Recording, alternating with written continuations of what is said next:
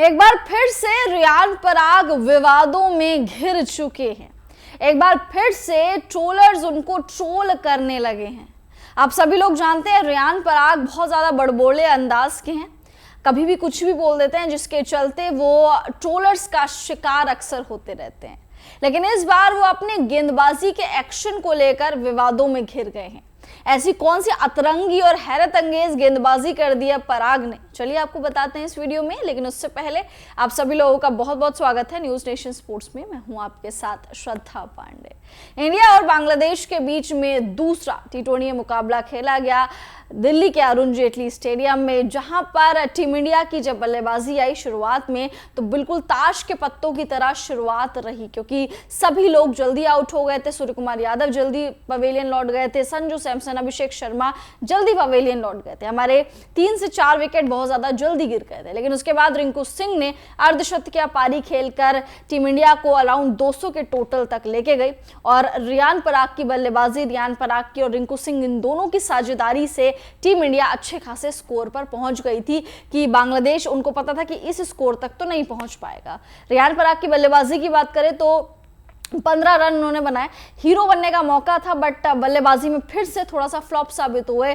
अब अगर हम गेंदबाजी की बात करें तो एक विकेट उन्होंने जरूर चटकाया महमदुल्लाह का, जो कि ऑलरेडी सेट हो चुके थे। लेकिन गेंदबाजी के दौरान एक ऐसा वाकया हुआ जिसने सभी का ध्यान अपनी तरफ खींच लिया। दरअसल बांग्लादेश की पारी का 11वां ओवर चल रहा था और अपना पहला ओवर लेकर रियान पराग आया। अब जैसे रियान पराग ने अपना पहला ओवर फेंका, उसकी तीसरी गेंद पर कुछ ऐसा हुआ जिससे हर कोई हैरान हो गया। दरअसल जब उन्होंने गेंद फेंकी तो उनका एक्शन जो है केदार जाधव वाला नजर आया, क्योंकि वो थोड़ा सा नीचे बैठे, थोड़ा सा नीचे झुके, उसके बाद कमर को उन्होंने अपनी टेढ़ी कर लिया। जैसे कि केदार जाधव का एक्शन हुआ करता था, गेंदबाजी एक्शन हुआ करता था, उसी का रेप्लिका यहां पर देखने को मिला। जिसके बाद अंपायर ने उनको रोका गेंदबाजी करने से। अंपायर ने लेग अंपायर से बातचीत करी, थोड़ी देर ये बातचीत चली। उसके बाद इस गेंद को नो बॉल करार दे दिया गया, यानी गेंद उन्होंने फेंक दी थी। अंपायर ने उनको बाद में रोका कि नहीं, तुम दूसरी गेंद नहीं फेंकोगे क्योंकि पहली गेंद में नो बॉल है। तो अंपायर ने उनको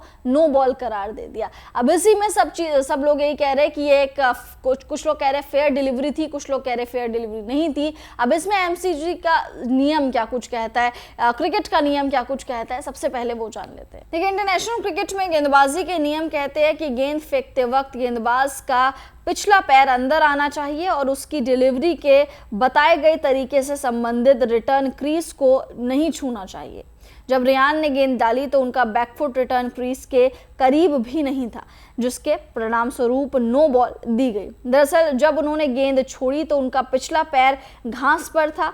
इस नो बॉल के चलते अगली गेंद फ्री हिट मिली, जिस पर महमदुल्लाह सिर्फ सिंगल ही ले पाए। हालांकि अगली गेंद पर रियान पराग ने मेहदी हसन मिराज को लॉन्ग ऑफ पर आउट कर दिया। तो देखा आपने, रियान पराग ने जिस तरीके की डिलीवरी फेंकी है, जिस तरीके की गेंदबाजी करी है, ये गेंदबाजी नो बॉल है, यानी ये इलीगल गेंदबाजी है। ये आप गेंदबाजी नहीं कर सकते, जिसके कारण महमदुल्लाह को फ्री हिट मिल गया। हालांकि महमदुल्लाह अगली ही गेंद पर सिर्फ 1 रन बटोर पाए।